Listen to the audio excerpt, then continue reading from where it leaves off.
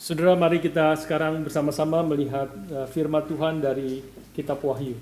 Let us now together look at God's word from the book of Revelation. Kita akan membaca dari ayat yang keempat sampai ayat yang kedua, pasal 1 ayat yang keempat sampai ayat yang ke-20. We will be reading chapter 1 verse 4 to 20.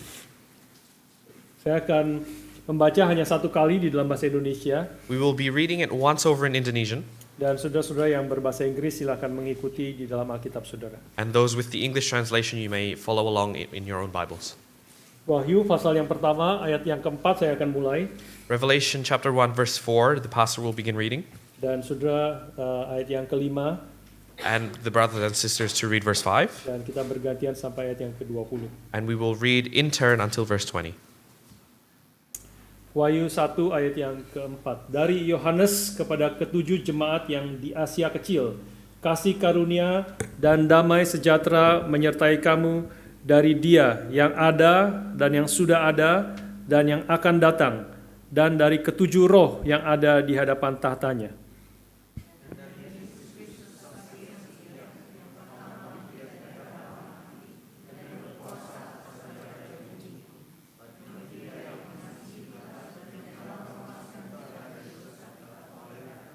Dan yang telah membuat kita menjadi suatu kerajaan, menjadi imam-imam bagi Allah Bapanya. Bagi Dialah kemuliaan dan kuasa sampai selama-lamanya. Amin.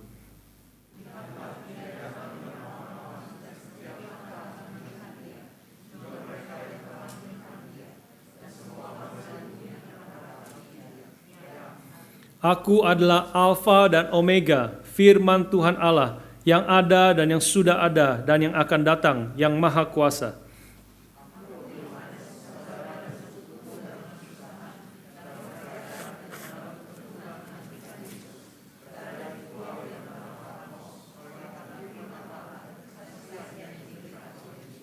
Pada hari Tuhan aku dikuasai oleh roh dan aku mendengar dari belakangku suatu suara yang nyaring seperti bunyi sangkakala.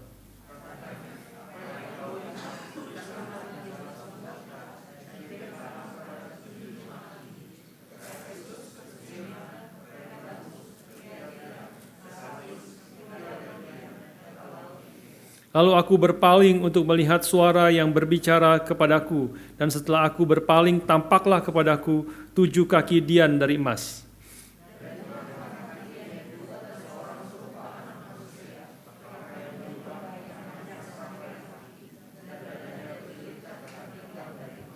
Kepala dan rambutnya putih bagaikan bulu yang putih metah, dan matanya bagaikan nyala api.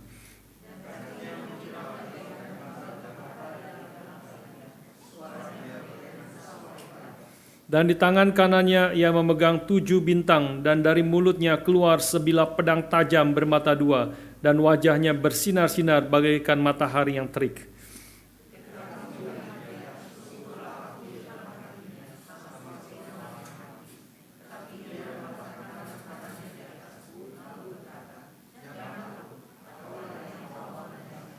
Dan yang hidup, aku telah mati, namun lihatlah, aku hidup sampai selama-lamanya, dan aku memegang segala kunci maut dan kerajaan maut.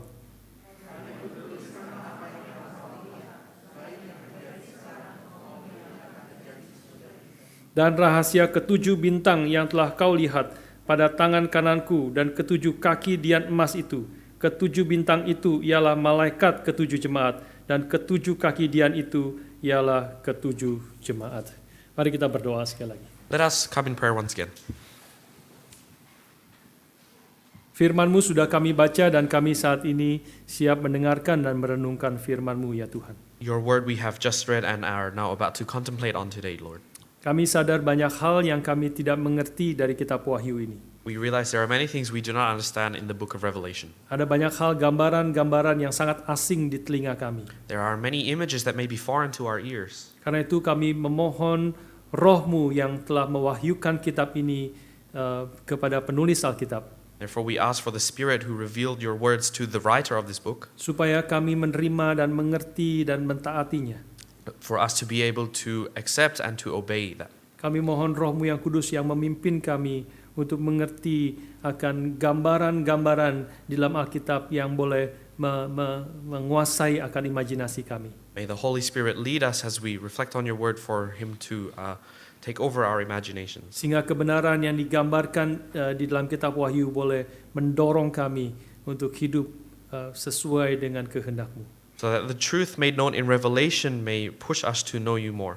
Dan juga menggerakkan hati kami dan menangkap akan imajinasi kami untuk kami boleh hidup menyenangkan hati Tuhan. And to be able to capture our imagination so that we may live lives that are pleasing to you. Berkati dan pimpin setiap kami pada hari ini ya Tuhan. Please bless and lead each and every one of us today. Dalam nama Tuhan kami Yesus Kristus kami berdoa dan bersyukur. In the name of Jesus Christ we pray and we give thanks. Amin. Amen. Saudara sekalian, kita tahu kitab Wahyu sekali lagi kitab yang tidak mudah untuk kita mengerti. Brothers and sisters, we know that the book of Revelation is not an easy one to understand. Saya akan mulai dengan memberikan satu summary yang saya ambil sebenarnya dari ESV Study Bible.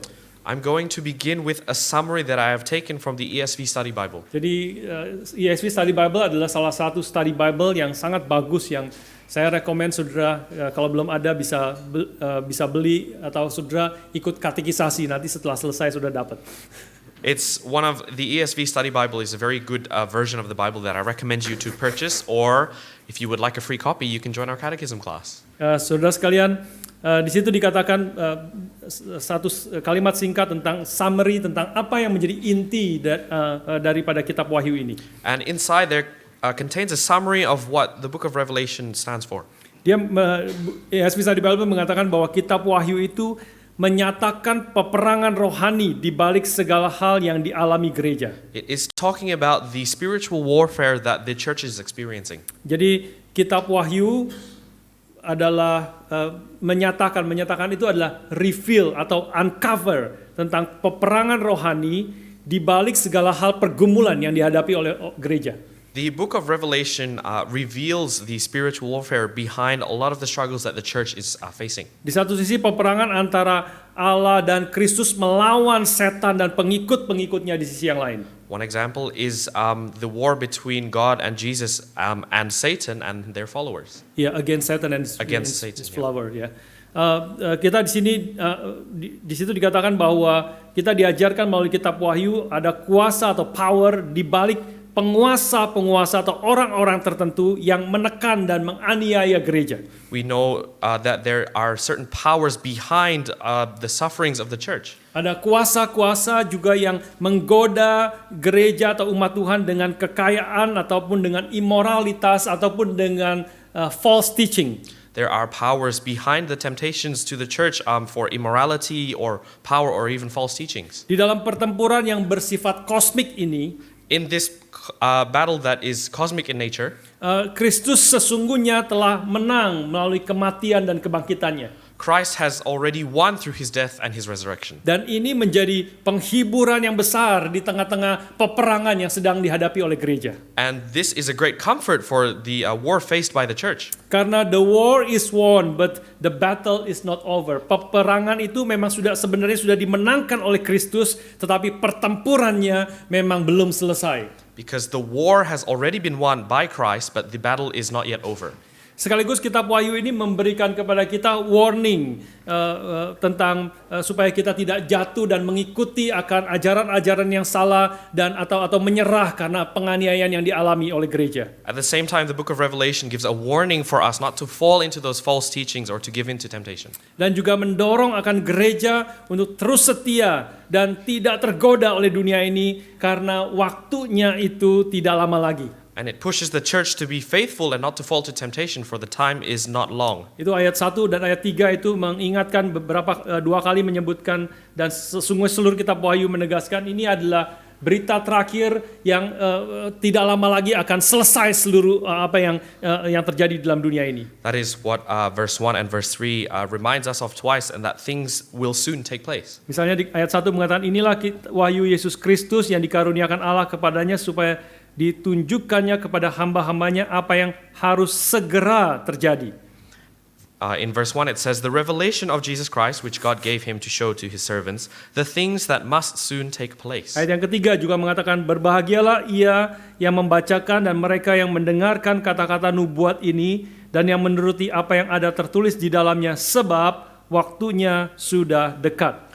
And likewise in verse 3, "Blessed is the one who reads aloud the words of this prophecy, and blessed are those who hear and who keep what is written in it, for the time is near." Sudah sekalian, waktunya sudah dekat, waktunya segera terjadi. Tentu ini adalah waktunya Tuhan, bukan waktunya kita. And the time is near and things must soon take place is not for us to necessarily know.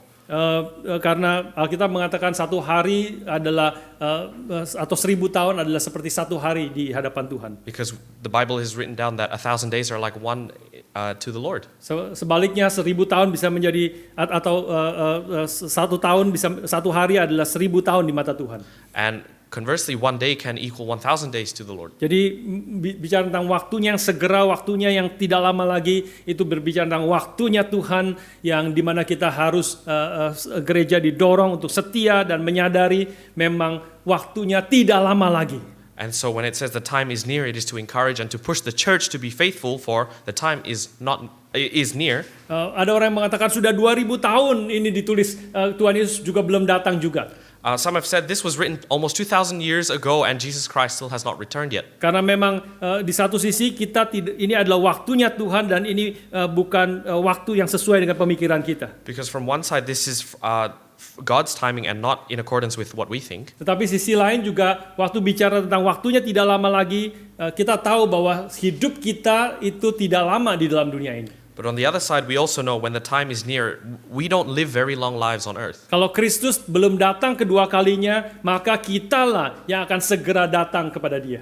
If Christ has not returned a second time, it is us who will be returning to him. Itu yang disebut sebagai perbedaan antara general eschatology dengan personal eschatology. And that is the difference in what you would call the general eschatology and the personal eschatology. General eschatology adalah ketika Kristus datang untuk kedua kalinya dan dimulailah masa langit dan bumi yang baru. A general eschatology can be said when Christ returns and begins the age of the new heavens and earth. Tetapi personal eschatology adalah kita yang semua yang tidak lama, kita 10 tahun, 20 tahun, 30 tahun, paling lama 70 tahun, 80 tahun kita selesai di dalam dunia ini. Dan kita akan kembali kepada Tuhan. But personal eschatology is when after we have lived on this earth for a few decades up to maybe 80 years, we have died and returned to the Lord. Jadi waktunya tidak lama lagi itu juga bisa refer kepada kesadaran bahwa kita hidup sangat sementara di dalam dunia ini.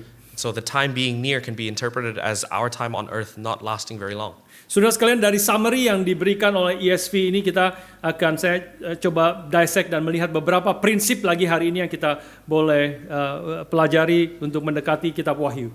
And so from this summary I would like to dissect and take out some principles that we can learn from Revelation. Yang pertama, saudara sekalian, prinsip yang pertama yang kita perlu ingat waktu membaca kitab Wahyu adalah Wahyu itu diberikan untuk diwahyukan kepada kita.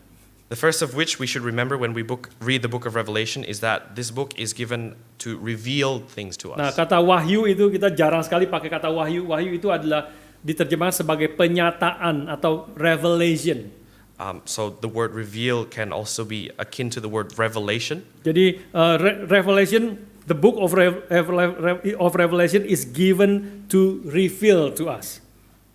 Ya, jadi inilah yang jadi kitab Wahyu diberikan ditulis bagi kita bukan untuk membuat kita bingung. And so the book of Revelation is not written down for us to be confused at. Tetapi sebenarnya diberikan kepada kita supaya kita mengerti, membaca, mendengar, mengerti dan kemudian mentaati akan kitab Wahyu ini. But it is for us to understand and to be obedient to. Seperti ayat yang ketiga kita sudah baca tadi, berbahagialah ia yang membacakan dan mereka yang mendengarkan kata-kata nubuat ini. Tentu bicara tentang kitab Wahyu, kata-kata nubuat ini yang diterima oleh Yohanes dan yang menuruti apa yang ada tertulis di dalamnya, sebab waktunya sudah dekat. Like in verse 3, blessed is the one who reads aloud the words of this prophecy, specifically talking about the book of Revelation, and blessed are those who hear and who keep what is written in it, for the time is near. Jadi inilah semangat atau asumsi yang memang dinyatakan oleh Alkitab yang harus kita pegang. This is an assumption that we have to hold on to. Bahwa kitab Wahyu diberikan kepada kita supaya kita mengerti, supaya kita mentaati, mendengar dan mentaati akan firman Tuhan ini. The book of Revelation was given to us for us to be able to understand and to obey it. Dan hal yang kedua yang kita melihat adalah Yohanes menuliskan kitab Wahyu ini berdasarkan apa yang dia lihat.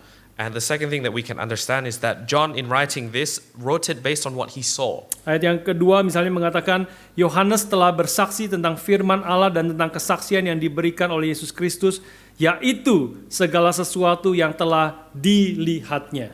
Verse 2, it says, servant John who bore witness to the word of God and to the testimony of Jesus Christ, even to all that he saw. Kata melihat ini, dilihat ini adalah kata yang penting di dalam kitab Wahyu. To bear witness is a very important term in this book of Revelation. Ada 52 kali kata melihat, see atau saw, ini ditulis dalam kitab Wahyu. 52 times, the word see or saw is written in this book. Saudara sekalian, dan ini menjadi di satu sisi adalah keunikan daripada kitab Wahyu. And on one side, this is actually a uniqueness of the book of Revelation. Misalnya di dalam ayat yang ke-11 juga dikatakan demikian.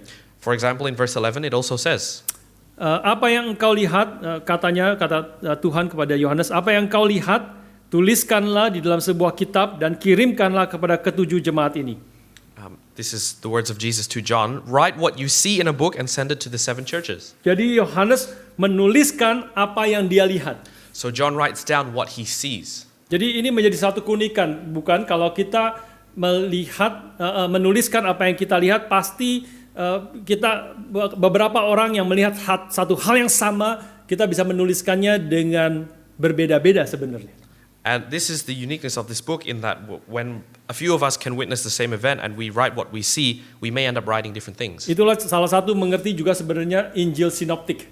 And this is how you could understand the synoptic gospels. Sinoptik adalah Matius, Markus, Lukas. And the synoptic gospels are Matthew, Mark, and Luke. Yang biasa disebut kalau kita melihat begitu banyak kemiripan dari ketiga Injil ini, ketiga kitab Injil ini. And between these 3 gospels there are certain similarities. Tetapi juga ada perbedaan-perbedaan yang kadang-kadang membingungkan. Yet there are certain differences that confuse. Salah satunya adalah mengertinya adalah Matius, Markus, Lukas itu seperti 3 orang yang melihat satu event yang sama. One way to understand it is that Matthew, Mark, and Luke are 3 different people who watched the same event. Saudara bayangkan engkau dengan 2 temanmu yang lain sedang jalan dari gereja pulang ke rumah. Say you and 2 buddies of yours walk home from church. Dan ketika engkau berjalan, tiba-tiba di tengah jalan saudara melihat ada tabrakan yang besar. And as you walk home, you witness this very big car crash. Dan kemudian sudah ada polisi, ambulans yang datang. And the police and the ambulance come. Dan ada 3-4 mobil yang sudah rusak luar biasa. And there are 3 or 4 cars that are kind of destroyed. Dan kemudian ada orang-orang yang datang menolong. And there are some people who came and helped. Dan ada paramedik yang sedang membawa orang-orang yang terluka. And the paramedics and first responders come to take care of the injured people. Dan engkau bertiga melihat satu peristiwa yang sama. And the 3 of you look at the same event. Dengan segala aspeknya, dengan segala kekacauannya, dengan segala peristiwa yang mengagetkan. With all of the different aspects and the chaos that you have seen. Dan setelah engkau melihat itu kira-kira mungkin setengah jam. And after you've sat and watched for half an hour. Dan kamu dengan 2 temanmu itu pulang ke rumah. You and your 2 friends walk home. Dan ketika sampai di rumah, kemudian saudara diminta untuk menuliskan apa yang kau lihat setengah jam yang lalu. And then you are told to write down what you had just saw half an hour ago. Tuliskan di dalam 2 atau 3 halaman apa yang baru engkau saksikan. Write down over 2 or 3 pages what you had just witnessed. Pasti 3 orang itu menuliskannya dengan cara yang berbeda. You will most definitely, the 3 of you, be writing in different ways. Tentu akan ada samanya.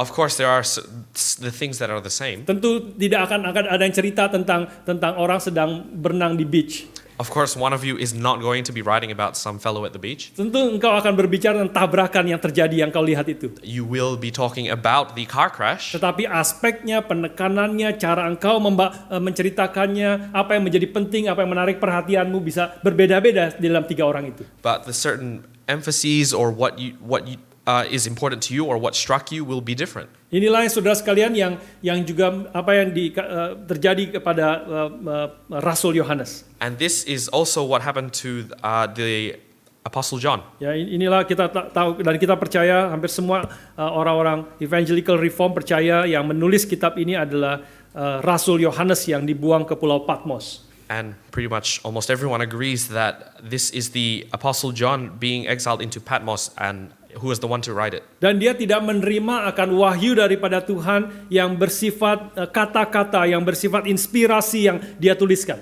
And he didn't receive a revelation from God or an inspiration from God that was in written form or through words. Tetapi Tuhan menyatakan kepada dia gambaran-gambaran yang tidak pernah dia lihat sebelumnya. But God displayed to him images which he had not seen yet. Dan dia sebisa mungkin kemudian menuliskan seluruh apa yang dia lihat itu. And then he wrote down what he saw. Kita dari sini ada dua hal yang penting yang kita boleh mengerti. And from here there are two things that we can understand that are important. Yaitu yang pertama adalah segala sesuatu itu tidak seperti yang kelihatannya. The first of which, not everything is as it seems. Ini adalah Tuhan yang menyatakan kepada Yohanes dan menggambarkan dengan cara yang sesungguhnya apa yang terjadi di dalam gereja Tuhan. This is what God chose to reveal through images to John to what is happening in the church. Misalnya nanti bila minggu-minggu akan datang kita akan belajar tentang gereja di Smyrna. In the coming weeks, we will be learning about the church in Smyrna. Di situ dikatakan gereja Smyrna itu gereja yang kelihatan sangat miskin. The church of Smyrna is written down as appearing to be quite poor. Tetapi sesungguhnya mereka adalah gereja yang sangat kaya. But actually they are a church that is rich. Things are not what they seem. Ya, segala sesuatu tidak seperti apa yang kelihatannya. Gereja di Sardis misalnya contohnya lagi juga dikenal sebagai gereja yang hidup. In the church in Sardis is known as a church that is actually alive. Tetapi sesungguhnya Tuhan mengatakan mereka adalah gereja yang mati. But God says that this church is actually dead. Saudara sekalian, karena itu ini poin yang pertama dengan gambaran ini bahwa segala sesuatu tidak seperti yang kelihatannya. And this is the first point in that not everything is as it seems. Wahyu itu memberikan kepada kita melalui Rasul Yohanes gambaran dan yang sesungguhnya tentang apa yang sedang terjadi. The book of Revelation given to John is speaking on what is happening to churches at the time. Yang sering bertentangan dengan apa yang kelihatan. That seems to be against what is perceptible. Nah, saudara sekalian tentu ini ada membawa kepada satu problem. And this brings us to a certain problem. Karena apa yang dituliskan oleh Yohanes berdasarkan apa yang dia lihat itu banyak gambaran-gambaran yang bersifat simbolis. Because a lot of what John had witnessed is actually symbolic in nature. Simbolis berarti juga memberikan kepada kita ambiguitas, tidak jelas, khususnya bagi kita di dalam abad ke-21 ini. And so symbols are kind of ambiguous, especially for us living in the 21st century. Karena meskipun memang kita tahu gambaran itu satu gambar, kita tahu a paint picture 1,000 words. Because pictures, you could say their picture paints 1,000 words. Ya, jadi Yohanes melihat gambaran dan dia mencoba menuliskannya. Satu gambaran harus dituliskan 1,000 kata-kata. And you could say that John, in looking at pictures, could write thousands of words. Tetapi sebaliknya juga benar. But the reverse is also true. Juga words paint 1,000 pictures. Where the reverse is a word paints 1,000 pictures. Ketika Yohanes sekarang melihat dan kemudian dia menuliskan dengan kata-kata. And so John has seen the images and then written down his words. Dan sekarang kita menerima kitab Wahyu yang adalah kata-kata. And now we have received the book of Revelation in written form. Dan waktu kita baca apa yang dituliskan Yohanes, and when we read what is written down by John, maka kita memiliki 1,000 gambaran yang macam-macam. We can have 1,000 pictures in our imagination. Saudara sekalian, inilah yang menjadi problem waktu kita membaca kitab Yohanes. And this is kitab Wahyu. This is the problem when we come to read the book of Revelation. Apalagi gambaran-gambaran yang dituliskan oleh Yohanes itu membawa kepada kita imajinasi yang kita tidak mengerti apa maksudnya ini semua. And the images written down by John bring us to imagine things that may not make sense. Misalnya Yesus digambarkan tadi kita baca sebagai seorang yang memiliki pedang bermata dua keluar dari mulutnya. For example, you can read that Jesus is painted in a picture where a double-edged sword is coming out of his mouth. Nanti di dalam bagian lain Kristus digambarkan sebagai anak domba dengan 7 tanduk. And elsewhere it is written that Christ is a lamb with 7 horns. Sebagai anak domba yang memiliki 7 mata. A lamb with 7 eyes. Sudah mulai membayangkan.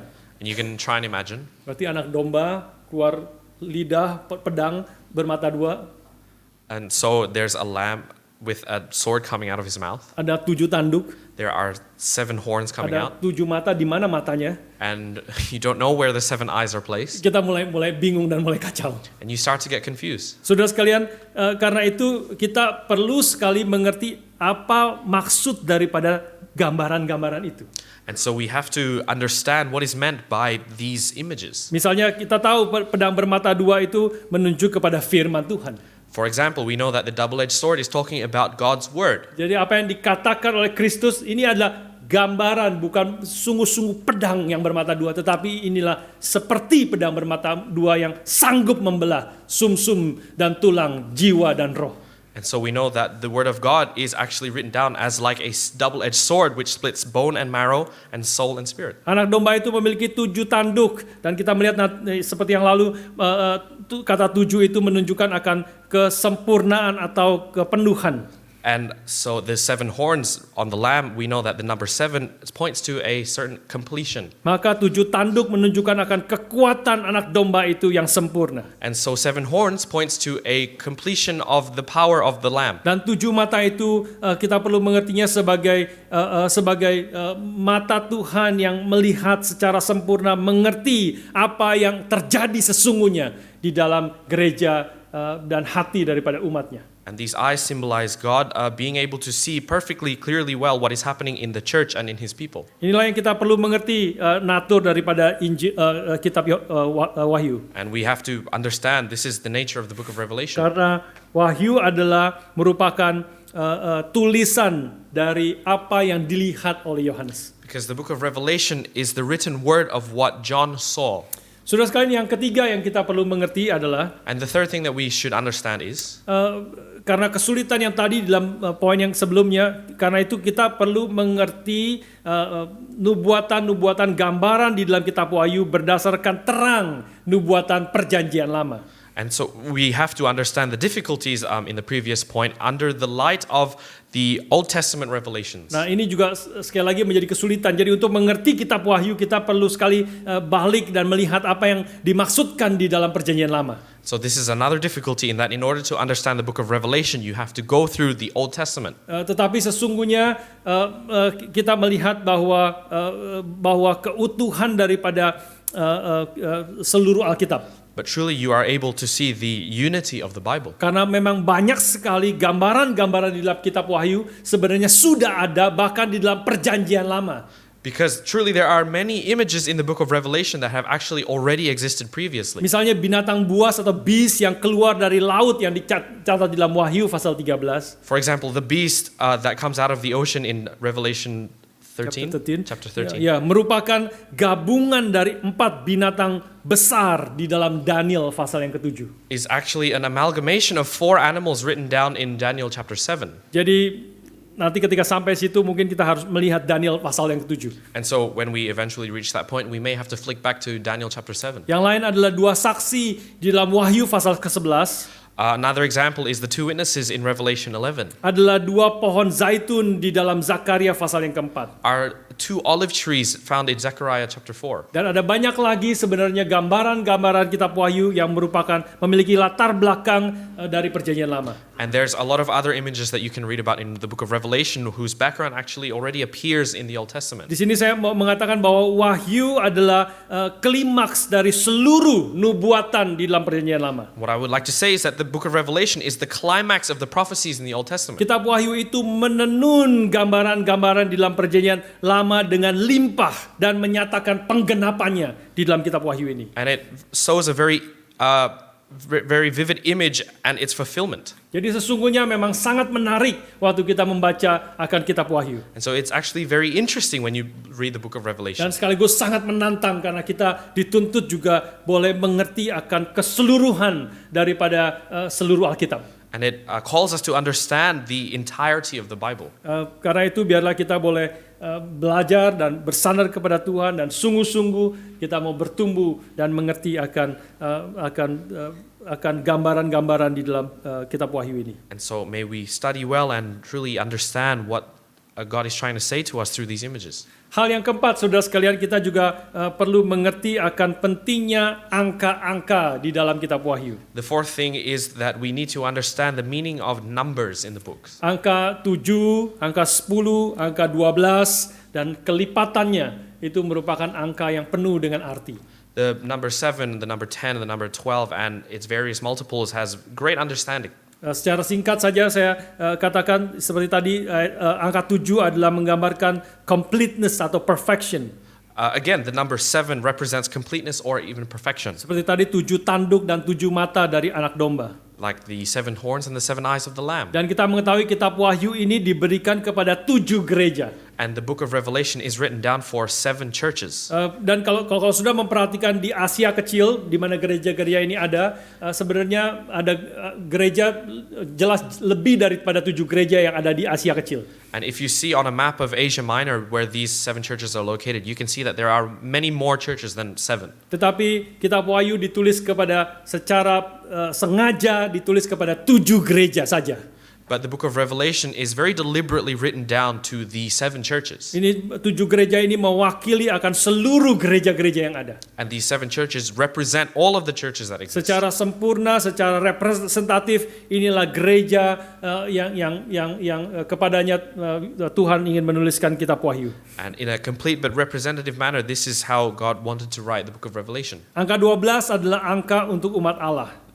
Take the number 12, which represents God's people. Kita mengetahui dari Perjanjian Lama ada 12 suku Israel. We know in the Old Testament there were 12 tribes of Israel. Ada 12 rasul dari Yesus Kristus. There are 12 apostles of Jesus Christ. Dan juga ada 144.000 orang Israel yang diselamatkan. And there are 144,000 Israelites who are being saved. Kalau sudah membaca di dalam konteks ayat itu, sudah akan tahu jelas itu adalah kalimat yang bukan literal. And if you read the context of that verse, it is not to be taken literally. Ini adalah angka umat Allah yang diselamatkan. This is the number of people who are to be saved by God. Saya ajak saudara melihat di dalam Wahyu pasal yang ke-7. I invite us to open Revelation chapter 7. Ini kadang-kadang ada saudara yang ada orang-orang yang mengatakan yang diselamatkan itu adalah literally 144.000 saja.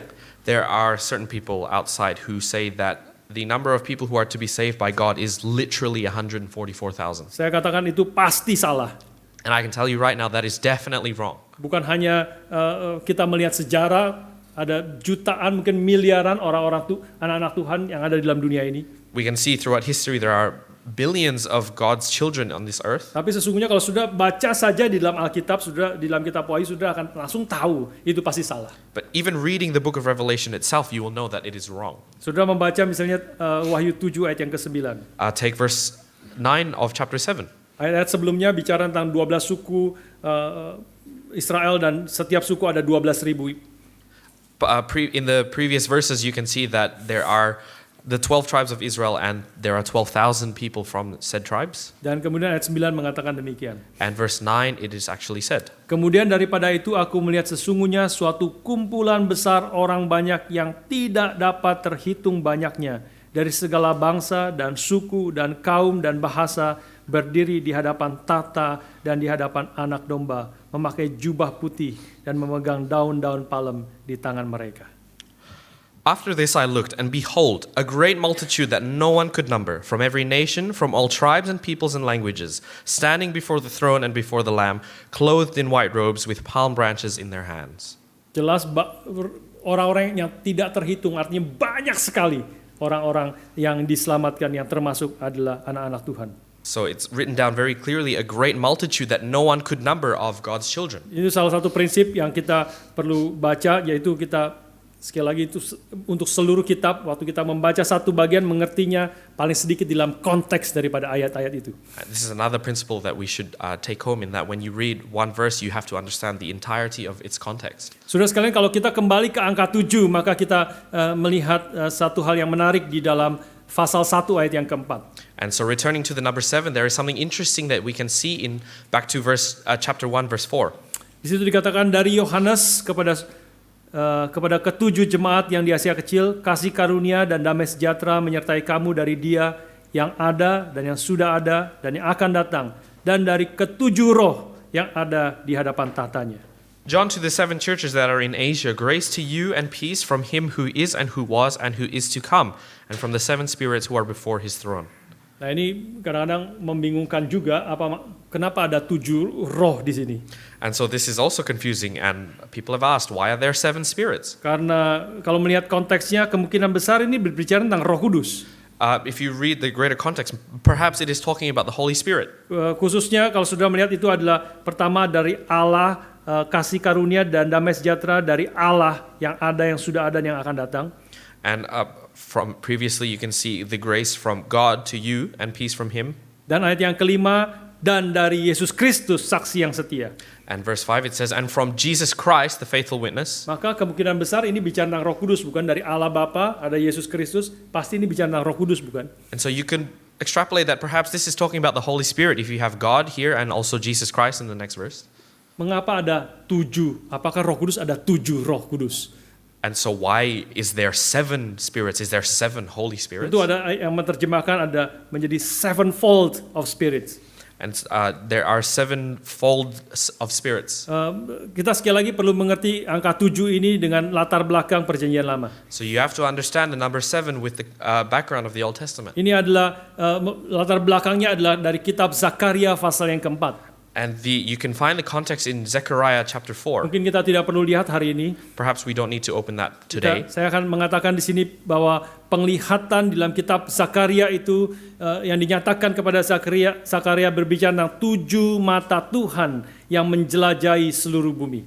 And the sight that is given to Zechariah is that there are 7 eyes over the whole earth. Dan kemudian di dalam ayat yang ke-6 di situ firman Tuhan mengatakan menyatakan cara Allah bekerja di dalam dunia ini. And in verse 6 of Zechariah it talks about how God works in this earth. Dia mengatakan bukan dengan keperkasaan dan bukan dengan kekuatan, melainkan dengan rohku, firman Tuhan semesta alam. It is written down, not by might nor by power, but by my spirit, says the Lord of hosts. Jadi 7 roh ini memang menunjuk kepada Roh Kudus. And so these 7 spirits can point to the Holy Spirit. Tapi bukan menunjukkan ada 7 pribadi atau 7 macam roh dari Roh Kudus ini. But it is not talking about 7 different kinds of the Holy Spirit. Sekali lagi kata 7 menunjukkan kesempurnaan atau kelengkapan. The number 7 represents completeness or perfection. Jadi di sini kata 7 roh ini menunjukkan kehadiran Roh Kudus yang penuh dan yang sempurna, yang menyertai, memimpin dan mengetahui segala sesuatu yang terjadi pada gerejanya. And so these 7 spirits represent the presence of the Holy Spirit which continues to work and witnesses the work of the church. Karena itu ini mendorong kita semua, jemaat mula-mula dan jemaat hari ini untuk bekerja dan melayani dan bergantung penuh kepada kekuatan dan kuasa Roh Kudus. And this pushes both the early church and us today to continue to depend on the Holy Spirit. Seperti tadi kita mendengar dorongan daripada liturgis. Like earlier we have heard from the liturgist Dan juga sharing daripada Jordan. and the sharing of Brother Jordan. Biarlah kita menjadi gereja yang sungguh-sungguh melakukan segala sesuatu bukan bersandar kepada kekuatan kita. May we be a church that does not depend on our own strength. Saya tidak akan bosan-bosan, tidak akan berhenti mengajak, mendorong akan saudara sekalian untuk kita rajin dan tekun datang di dalam persekutuan doa. I will never be tired of encouraging everyone here to come join our prayer meetings. Ya, karena itu salah satu aspek yang menunjukkan bahwa semua hal yang kita kerjakan ini kita lakukan bukan dengan kehebatan dan kekuatan daripada manusia. Because in attending we show that we are not depending on the strength of mankind. Dan bukan hanya pekerjaan Tuhan di dalam gereja ini, tetapi biarlah di dalam seluruh hidup kita melakukan segala sesuatu hanya bersandar kepada Tuhan, bersandar kepada Roh-Nya yang kudus. And not just in the works of the church, but in every aspect of our life, may we continue to depend on the strength of God and on the Holy Spirit. Itulah yang kita lakukan sepanjang akan keberadaan daripada GRI Melbourne. And that is what we will continue to do so long as the Church of IREC Melbourne Dan kita exists. akan melihat segala sesuatu Tuhan yang memberkati, Tuhan yang memimpin, sehingga seluruh keberhasilan yang kita boleh terima, kita boleh katakan itu semata-mata adalah belas kasihan dan anugerah Tuhan.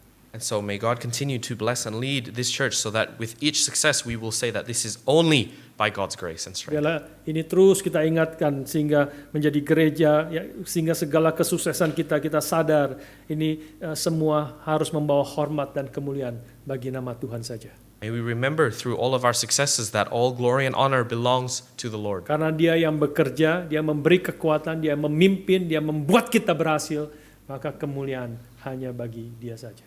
Because He has blessed and He has worked through us and given us victory, and all glory belongs to Him. Tentu bukan berarti kita tinggal diam dan tidak berbuat apa-apa. It does not mean that we sit idly by and let things Sekali lagi pass. itu adalah logika yang salah, logika yang tidak ada di dalam Alkitab. Again, that is a very bad logic that does not exist in the Bible. Karena Alkitab menyatakan karena Tuhan yang bekerja, Tuhan yang memimpin, maka kita akan ikut di dalam pekerjaan Tuhan. Maka kita akan berjuang sesuai dengan kehendak Tuhan. Because we know when God works and He leads, His people will follow and strive with Him. Dan kita akan melihat Tuhan akan memimpin dan memberi kekuatan kepada kita untuk mengerjakan apa yang menjadi kehendak-Nya. And God will lead and give us strength to do His work. Saudara sekalian, hal yang kelima yang kita boleh lihat di dalam kitab Wahyu adalah kita perlu ingat sekali lagi, seperti 2 minggu saya katakan bahwa gereja ini, kitab Wahyu ditulis bagi gereja yang sedang teraniaya. Brothers and sisters, the fifth thing that we can understand about the book of Revelation is that it was actually written to churches that were being persecuted. Saya tambahkan sedikit di sini, kita melihat bahwa aniaya yang dialami oleh gereja Tuhan itu terjadi dari dalam maupun dari luar. And I would like to add here that the sufferings of the church existed both within and outside. Dari dalam ada pengajaran-pengajaran yang salah. From inside there are false teachings. Dari dalam ada kemunafikan dan kerusakan yang terjadi dari dalam. There are hypocrites and corruption that existed in the church. Tapi dari luar adalah serangan fisik dan juga godaan-godaan yang menarik gereja mengikuti jalan dunia ini. But on the outside there are certain temptations and physical sufferings to tempt the church. Ada ancaman-ancaman yang secara nyata dialami oleh gereja Tuhan. There are threats that were faced by the church. Tetapi juga ada godaan yang terselubung yang seringkali menjadi lebih berbahaya daripada apa yang kelihatan.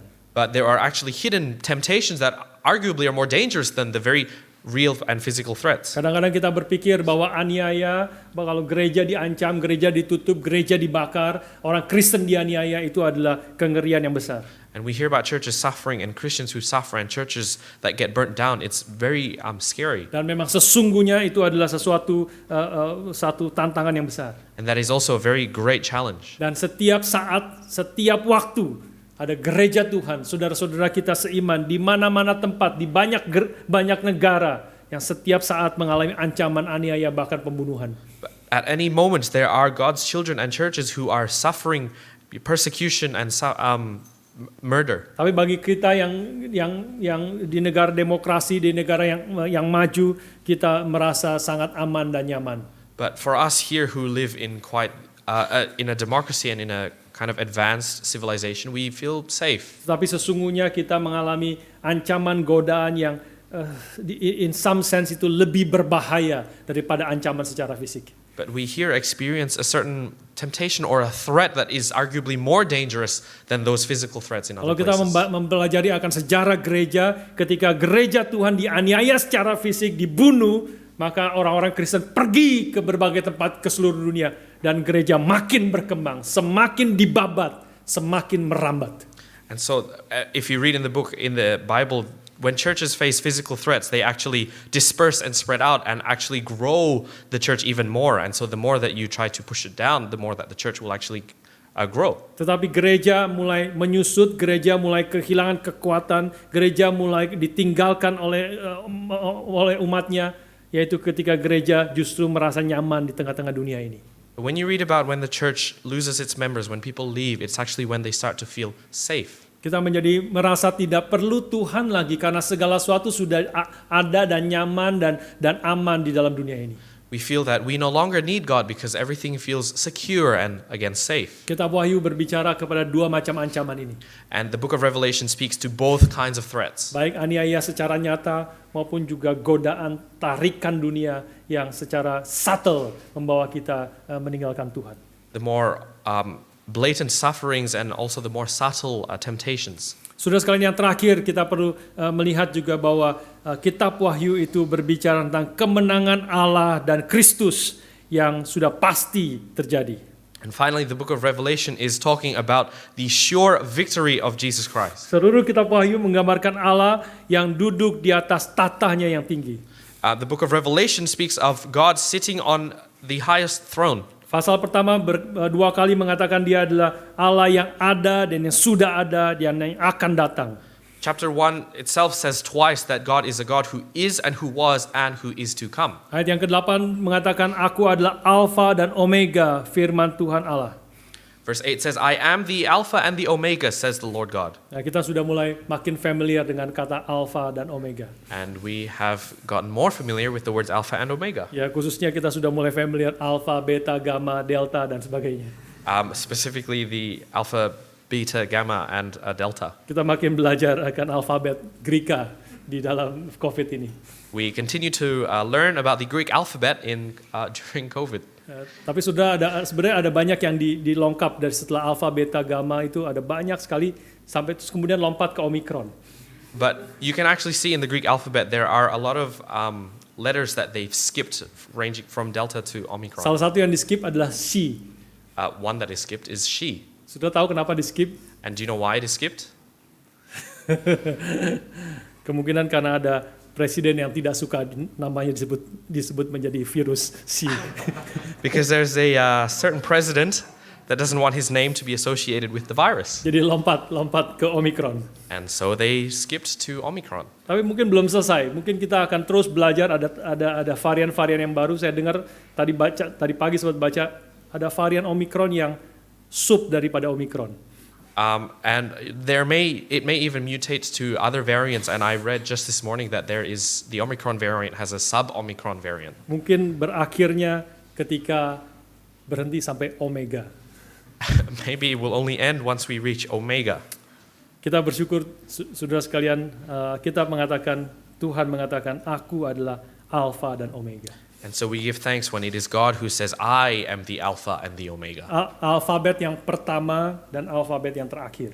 The first and the last letters of the alphabet. Artinya dia yang memulai segala sesuatu, dia akan mengakhiri segala sesuatu. It means he is the one who began all things and he's the one to end all things. Dia akan terus ada seperti dulu, sekarang, dan sampai selama-lamanya. And he is and he was and he is to come. Saudara sekalian, ini adalah sekali lagi adalah gambaran Tuhan duduk di atas tahta, adalah gambaran ada latar belakang perjanjian lama. And God sitting on the throne actually has an Old Testament context. Ini mirip gambaran kitab Yesaya yang digambarkan dalam pasal 6, Yesaya dengan sedih datang kepada Tuhan. It is written down in Isaiah chapter 6 when he is quite sad, he comes to God. Karena raja daripada Yesaya, yaitu Raja Usia yang taat kepada Tuhan itu sudah mati. Because he was sad because the King Uzziah, who was actually faithful to God, had passed away. Dan tetapi Tuhan memberikan kepada dia gambaran yang melampaui apa yang dia pernah lihat. And so God painted this great image of something that he could never have experienced. Ketika dia sedih dan tertekan dan mungkin kehilangan pengharapan karena raja yang baik itu sudah mati. Because he was sad and he had lost hope and that good king had died. Tetapi Tuhan menyatakan dia adalah raja di atas segala raja. Tuhan duduk di atas tahta yang tinggi dan menjulang.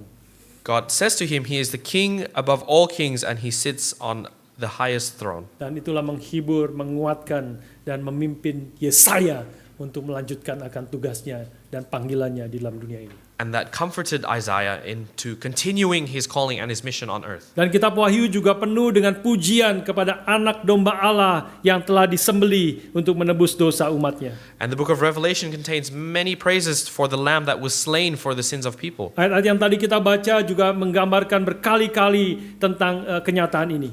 The verses we've read earlier speaks about this. Ayat yang kelima mengatakan, dan dari Yesus Kristus saksi yang setia, yang pertama bangkit dari antara orang mati dan yang berkuat atas segala bumi ini. Bagi dia yang mengasihi kita dan yang telah melepaskan kita dari dosa kita oleh darahnya. Verse 5 says, and from Jesus Christ, the faithful witness, the firstborn of the dead and the ruler of kings on earth, to him who loves us and has freed us from our sins by his blood. Ayat 17 juga mengatakan ketika aku melihat dia, tersungkurlah aku di depan kakinya sama seperti orang yang mati. Tetapi ia meletakkan tangan kanannya di atasku lalu berkata, jangan takut, aku adalah yang awal dan yang akhir dan yang hidup. Aku telah mati, namun lihatlah, aku hidup sampai selama-lamanya. Dan aku memegang segala kunci maut dan kerajaan maut.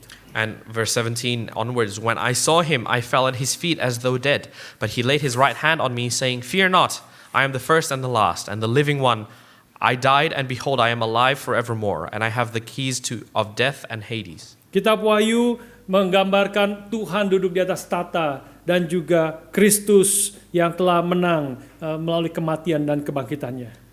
The book of Revelation paints a picture of God sitting on the throne and of Christ who has died and resurrected and has been victorious. Kitab Wahyu memang menggambarkan penghukuman dan penghancuran musuh-musuh dari Kristus yang mengerikan. The book of Revelation does speak of the punishment and destruction of God's enemies. Namun puncak dari kitab Wahyu adalah suatu sukacita penuh anak-anak Tuhan ketika mereka dan kita sekarang juga menyembah dan memuliakan Tuhan dengan segenap hati. But the peak of Revelation is in seeing God's people bow down in worship, and including us today. Kita memuji, memuliakan Tuhan dengan suara, dengan seluruh keberadaan kita, menyembahkan Tuhan yang duduk di atas tata dan anak domba Allah yang telah disembelih, yang telah mati dan yang telah bangkit untuk menebus dosa kita. We praise with our very being to the God who sits on the throne and the Lamb that was slain for our sins. Inilah puncak daripada kitab Wahyu.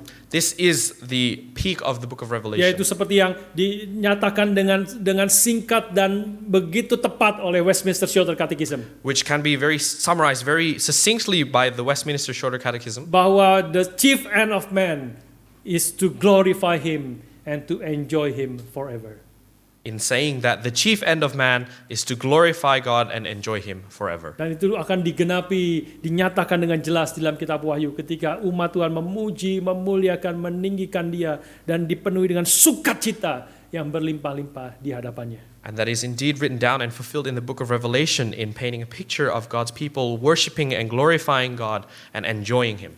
Dan gambaran ini, panggilan ini, penyataan yang Tuhan berikan ini, dialah mendorong kita sekarang ini hidup setia, berjuang, melakukan kehendak Tuhan.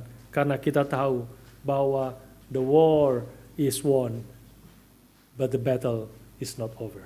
And may this image continue to push us to be obedient to God as we realize that the war is won, but the battle is not over. Mari kita menjadi umat Tuhan yang semakin setia. Semakin kita membaca kitab Wahyu, merenungkan di dalam minggu-minggu akan datang, kita makin hidup menyenangkan dan memuliakan Tuhan.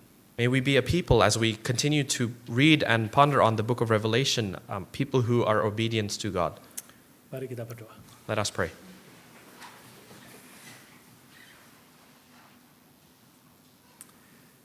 Bapa di surga, kami sekali lagi bersyukur untuk kitab Wahyu yang Kau berikan kepada kami. Our Father in heaven, we give thanks for the book of Revelation which you have given us today. Kami terus memohon biarlah Engkau terus memimpin kami makin mengerti dan mengenal Engkau melalui apa yang Kau nyatakan kepada kami. We ask that you may be with us as we read and to be pleased with us today. Kami bersyukur untuk apa yang Kau telah bukakan kepada kami hari ini. We give thanks for what you have opened and revealed to us today. Tolong kami untuk kami boleh hidup makin mentaati Tuhan dan hidup makin menyenangkan hati-Mu. Help us to continue to live obediently and to live a life that is pleasing to you. Karena kami tahu hidup yang demikianlah hidup yang berkenan kepada Tuhan dan hidup yang boleh penuh dengan kesukaan yang berlimpah-limpah di hadapan Tuhan. And we know this life that pleases you is a life that is full of joy and completeness. Pimpin dan berkati setiap kami umat-Mu di tempat ini maupun juga setiap kami yang mendengarkan melalui online streaming. May you lead each and every one of us here today and those listening through online. Dalam nama Tuhan kami Yesus Kristus kami bersyukur dan berdoa. In the name of Jesus Christ we give thanks and we pray. Amin. Amen.